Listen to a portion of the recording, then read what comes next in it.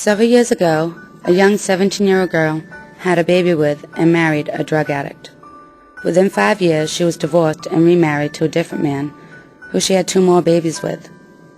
The couple lived in poverty, struggling to provide for the 3 children. Her husband was extremely physically and verbally abusive to her and the children. At the time, the laws were not very strict regarding domestic violence, which left this woman feeling hopeless and alone. Within the next 2 years, she left her husband and became involved in a relationship with an alcoholic who she later married. This man was physically abusive from time to time and was very verbally abusive. This woman's endeavors had a big effect on her children's lives. Her youngest daughter was too young to remember the abuse her father inflicted, but still suffered from the ordeal. She couldn't understand why she had such a fear of drowning and couldn't stand for anyone to touch her neck, until her sister told her a story about when she was a baby and her father was bathing her in the kitchen sink. She was crying and her father started to choke her while holding her head under the water.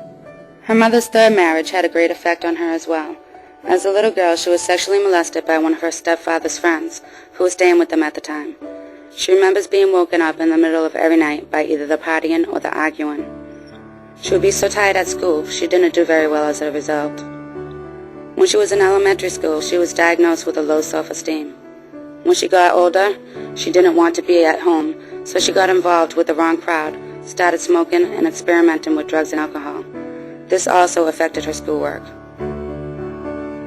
As the cycle would go, she found herself in a physically and verbally abusive relationship at the age of 16. This lasted for 2 years.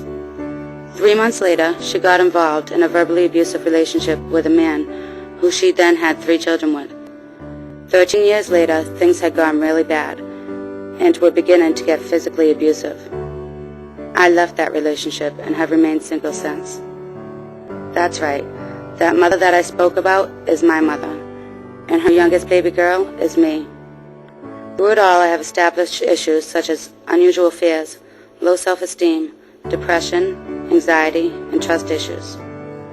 My story is personal and difficult to talk about. I share my story today for 2 reasons. 1, because I love my children and never want them to endure the violence I've seen and known. And 2, because while being involved and close to home, I've learned that talking about domestic violence is a step that needs to be taken in order to prevent domestic violence. No one person can do it alone. We all need to come together as a community to make a difference in the lives of my children and yours, our families, friends, and neighbors. Therefore, I ask you to get involved to help prevent domestic violence.